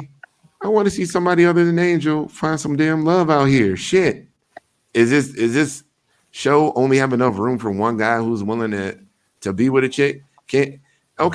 Fine. We bring back the doctor from the goddamn beach. Just bring. We need a cis. We need a good cis guy to hang our hats on because it's been all shit. Yo, I wonder if Ricky's still giving Pray Tell that good dick. Probably. I'm just saying. I mean, in season 2, we saw that Pray Tell was like, fawning over Ricky, like oh, yeah. So I mean, it's like, yo, yeah, it's that young body. Yeah, hey, right. That's another thing. And in an interview, Billy Porter said it himself. He was like, he waited about 30 years to do something like that on the big screen. Yeah, because before it was never. It was like taboo to be shown, like right, especially if you're black. It was taboo to be shown. So hilarious. It's realistic for only one of the girls to have a man. Funny. I'm gonna be honest. During them times, yeah, I get it. Like during those times, yeah, I get it. Like it's not like how it is now. Back then, okay, I get it. I mean, I don't really think it's that much easier now. I mean, it's a little bit, but it ain't moved. The bar hasn't moved that much in terms of men who are willing to be with these women in the right way openly.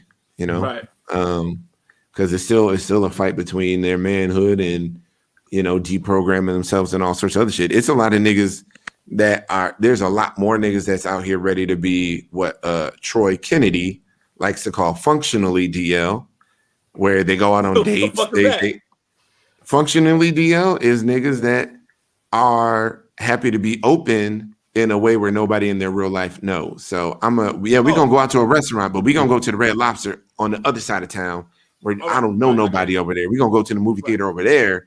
And I'm gonna be out open with you in this and this, but we ain't never running into nobody I know. Yeah, kind of like I was watching like a small little documentary on YouTube one day. It's like a street documentary. Like somebody had a camera, they were interviewing people from the village and everything like that.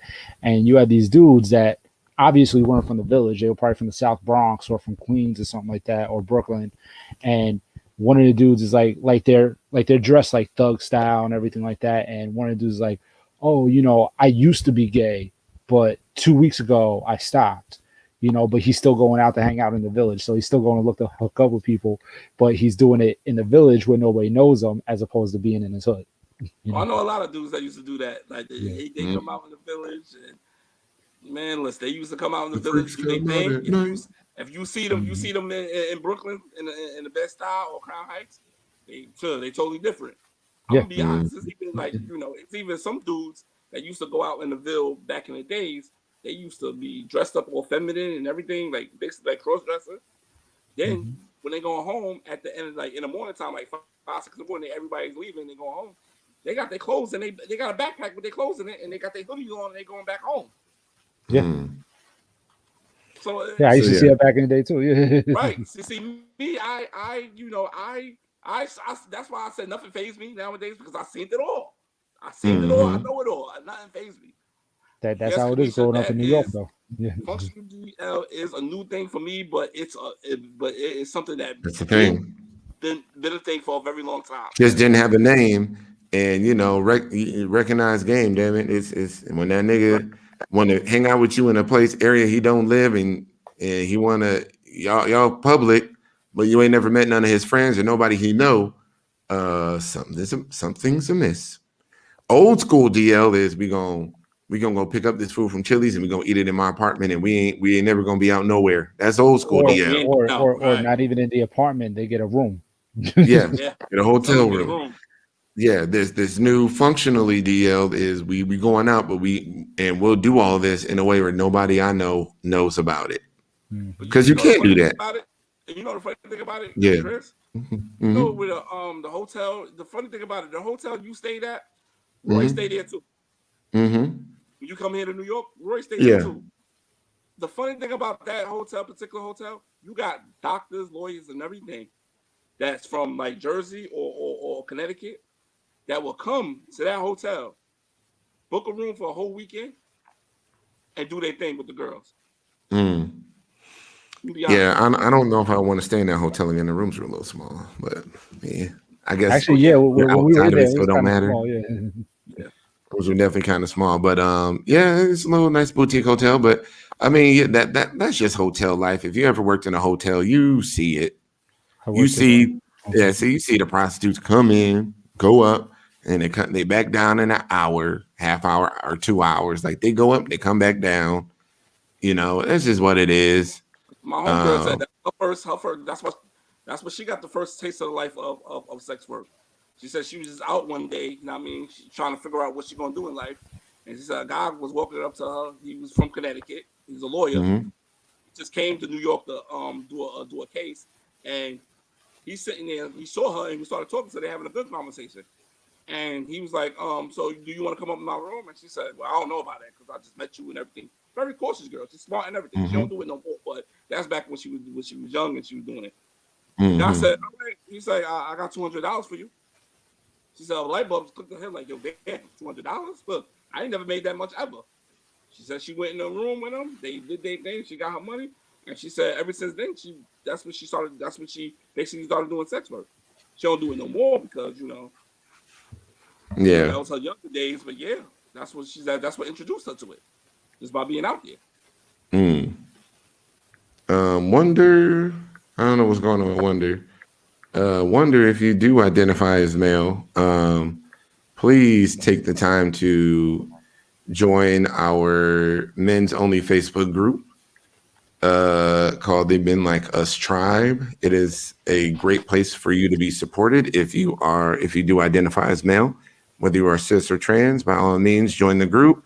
We are all there for each other in the group, so come And kick what it with stays in the us. group, what says in the group stays in the group. Absolutely, it's very private. Yeah. We definitely police membership pretty hard here. Make sure Yep. We no do. link to be sent, man. Just go look it up on Facebook. Yeah. Men Like Us Tribe Facebook group. Yeah. And, Come right and, on and in. ex- yep. And excuse my facial reactions to your story, man. There was no diss on you or nothing. I was just like $200. I was I just like, wasn't what the worried about fuck? that. I wasn't worried about that. I'm just saying, like, yo, he's a lawyer. So he's like, like some guys, listen, it's just some guys, they know Yeah. how I call them lazy. Because you got guys that don't feel like talking to a girl. They don't Mhm. feel like they have like if they gonna cut to the Well, chase, I mean, they're gonna they want are the John. money. They about the business, man. They about Right. the business. Like, They yo, about the business. They're gonna we cut to doing the this. chase. Here's the money. Let's get it. And they're gonna give a price that Yeah. she couldn't refuse. That's basically what it is. If he had said $100, she might would have did it. Well, he said, "Yo, I'm gonna just say 200. If she come up to 200, I know I'm good." He said 200. She went up. Wow. So it was like, wow. She was a Yeah. young girl. She was about 19, 20 at the time. She was like, "Yo, like, and by her doing that, that night, the week after she was on HRT. Oh, yeah. There you go. So it's like, Was she in New York? I thought they had programs for that shit down there. but this was back in like when this happened. This was back in like 04. Okay, so they didn't have nothing in place just yet then, right? They didn't have nothing in place just yet. Yeah. Fair enough. Fair enough. That's just judgmental ass Chris gracing us again with his presence. Guys, we got any more predictions for season 3? Any more desires, wants for season 3? I do agree with Trell though. I do hope Lulu gets like a little shine, on season 3 more than what she's already gotten. Because I mean, let's face it, a lot of the guys that watch, she's one of the favorite characters for obvious reasons. Right. She's a very beautiful girl. I mean, everybody likes Blanca because of her mothering nature. I mean, everybody wants that in a woman. I mean, absolutely. For me with Blanca, for me with Blanca, it's not so much the mothering nature, it's her personality altogether. Like, like she's. I like people that are genuine. That's my thing. Like, like if you come at me genuinely, no matter who you are, like I appreciate the fact that that's done. So if you ever notice like people that I consider friends, like for example, you two, like both of you are genuine. Other friends that I have in my life that people don't know about, normally you'll see them, you'll be like, okay, they have a genuine spirit. So that's what I'm attracted to with Blanca is the fact that like, from seeing MJ Rodriguez in interviews to seeing her character, it always comes off as genuine. She doesn't seem like a fake individual. Yeah. Yeah. Another fan of Lulu. One thing I always appreciate about that, one thing I appreciate about that character is the fact that she was a doer. Like she set her mind to do some shit and fucking did it. She got that nail salon opened up. She said, fuck it, I'm leaving this place. I'm going to start my own house. Like women that's about their business, that's out there getting shit done. That's who the fuck I'm checking for. Yo, and just the way she did it to Lady, she's like, and I'm gonna call Vogue Nails after the song, and then I'm gonna come back and I'm gonna buy this place from you. She was determined. She had dreams, but she made the shit happen. We knew that from season 1 when she said, "I'm gonna go and start my own house." She went, got her own apartment, and started her own house. We already knew what she was about off top. Fact. Absolutely. So I mean, she got it done. I like the business ladies out there getting it, making their way in society and saying, fuck society's limits. I want this, and I'm gonna make it happen. And damn it, she made that nail salon happen. Right, she did everything so dope and inspired even Lulu and Candy to move out. Yeah, that's true. Start their own house. So it's like, it became something, which is dope. Actually, I'm kind of thrown off by something that Monet just said. Monet just said, like, the guy that she was on the date said that he was a fan of Lulu's and did like the air quotes. I'm like, why the fuck you gotta do air quotes like that? Like how are you a fan? Like, fan. Like what are you trying to say? Like I don't know. I mean, that's probably something more with her personally, like with the guy. I guess. Hey. I don't know. Well, I don't know. Because I would say that maybe some guys might not want to express that they are attracted to somebody else, especially when they're on like maybe a first date. It's like it's brand new. Like, I like this Southern girl. Like, oh yeah, you know what? She's bad as fuck, and she's sitting right there like, well, nigga, what the fuck? Like, so not live her, like exactly. So, oh wait. Finally, another one.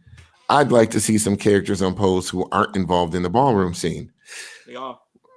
I mean, they already have that with who? The nurse.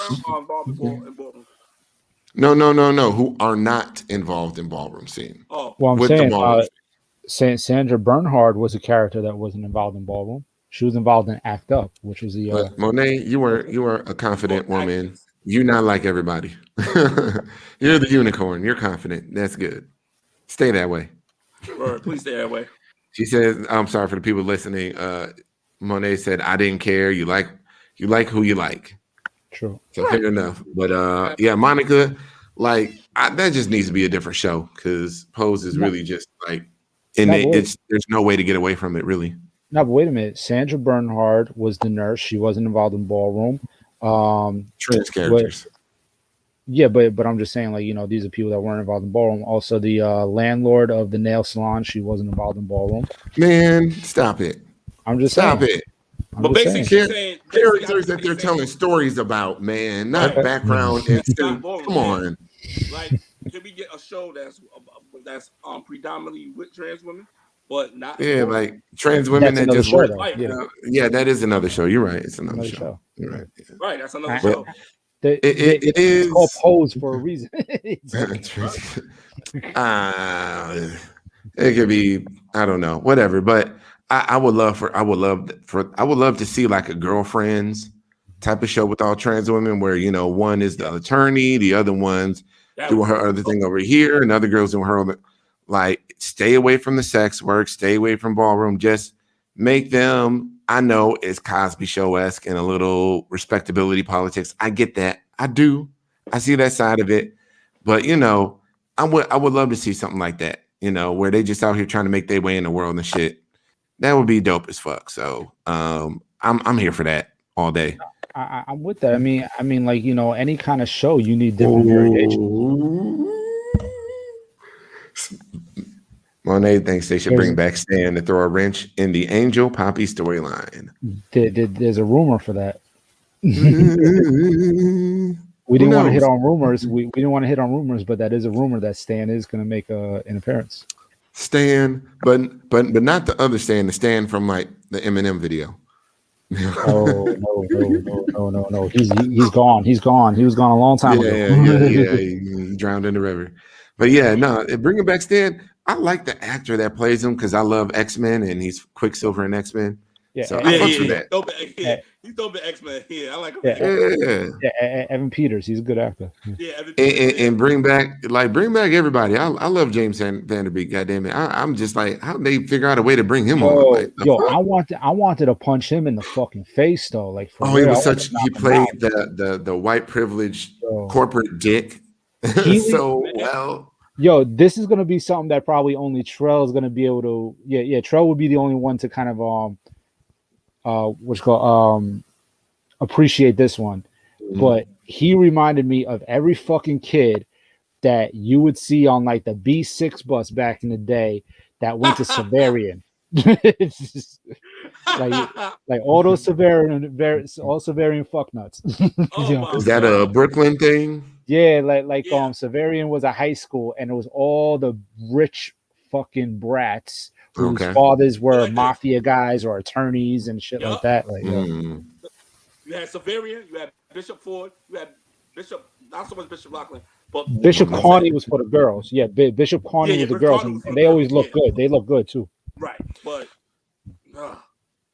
well, look, I'm here for a trans version of Girlfriends or a Girlfriends reboot where one of the friends is trans and she's just one of the girls, and it doesn't it's not a big piece of the overall storyline. Maybe one episode, but Well, this ain't trans related, but I did just find out that they're coming out with a spinoff of Living Single.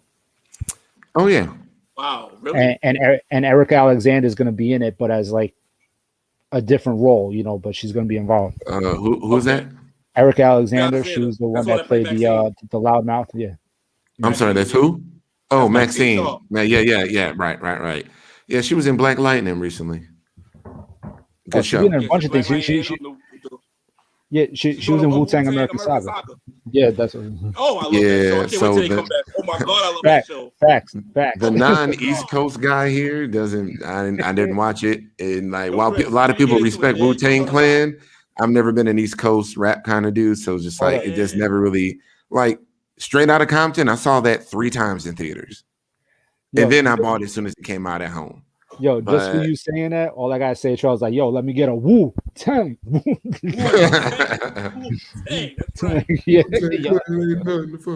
exactly. Yeah. Oh, I just went through my phone and saw the character that I was talking about from the TV show Shy. That's the trans girl on there. Her name's Imani on there. Okay. And her name is Jasmine Okay. Davis. Okay, that's what's up. She's dope. Shout out I ain't to gonna lie. Jasmine Davis. I love her character on there. She's dope. Cool. Yo, it kind of hurt me to find out that Damaris Lewis, the one that played Jasmine in Pose, to find out that she wasn't trans. Kind of hurt my heart a little bit. Who? The one that played Jasmine Wintour in Pose. Which one is Damaris that? Lewis. The dark skinned girl that was in the House of Wintour. Like the model looking girl. Oh, the tall one. Yeah. Oh, yeah. She from Brooklyn, and she Yeah, I know. she ain't trans. not. She's West Indian. Yeah. Yeah, she's not. Well, you gotta think about all and ballroom is not No, all. no, but it's the not whole thing all is trans girls. That's it. It's just No, girls. Also. no, I know, but her character came across as trans, and then I found out that her character was really meant to be cis, Yeah, and which is why she's not transgender. right. You know, but everybody when they first saw her, they thought that she was trans. Yeah, because she's tall. That's why. Yeah. Yeah. Yeah. So Love me it's some kind of tall women. Yeah.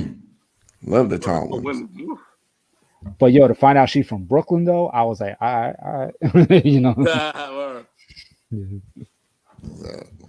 But yeah, fellas, I really don't have anything else on Pose. I think we done talked. We done did all the Pose stuff. Yep. But I do want to reiterate from earlier, if there is anybody out there that knows anything that happened about the situation with Venus Extravaganza from 30 plus years ago, please contact your local authorities at the NYPD, because yeah, that's a case that should have been solved a long time ago that the police definitely dropped the ball on. For sure. Mike, host of the Real Talk podcast. Tell them where they can find you, bro. Yep. You can find me on all the major streaming platforms like Spotify and everything, the Real Talk podcast, at Mike Brooklyn on Twitter, where I post my podcast, just like that. And I post everybody else's, including the Men Like Us podcast.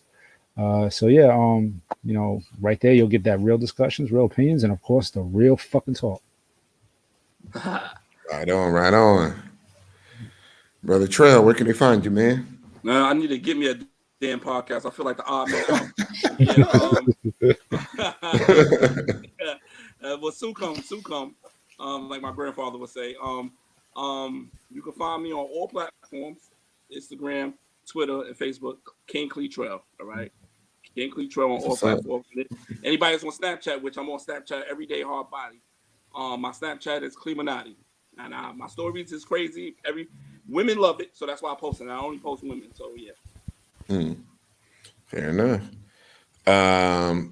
Everybody can find me on subscribe to the Men Like Us podcast on Facebook, subscribe on YouTube. We're on Spotify, Apple Podcasts, all the podcasting platforms. But you can also find me on Clubhouse. Follow me on Clubhouse at MLU Chris, at Big Chris TX. We have some dope ass discussions on there. We'd love to see all of y'all in there. I think I'm gonna have to get on Clubhouse, man. Get on Clubhouse, fellas. Please join the Men Like Us Facebook. I'm sorry, the Men Like Us Tribe Facebook group. It's a men's only group for us. It's a pretty secure group.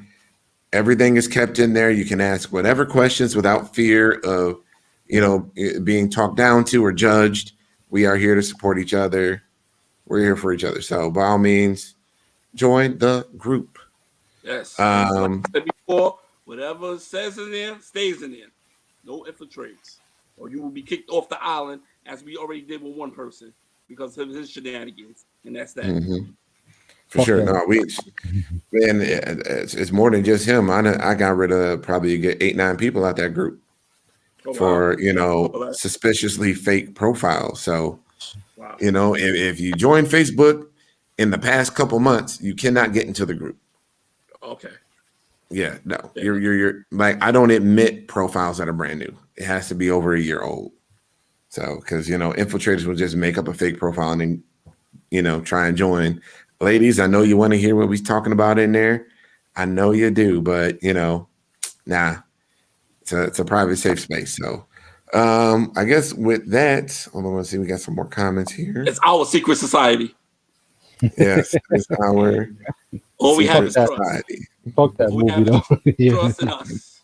And if you need invites to Clubhouse, look like Monet got you. She got extra invites. Bro, I'm sitting on like 15 invites myself. Yo, I need to get a Clubhouse. I gotta see how I get on there, man. Monet, you're tall with heels.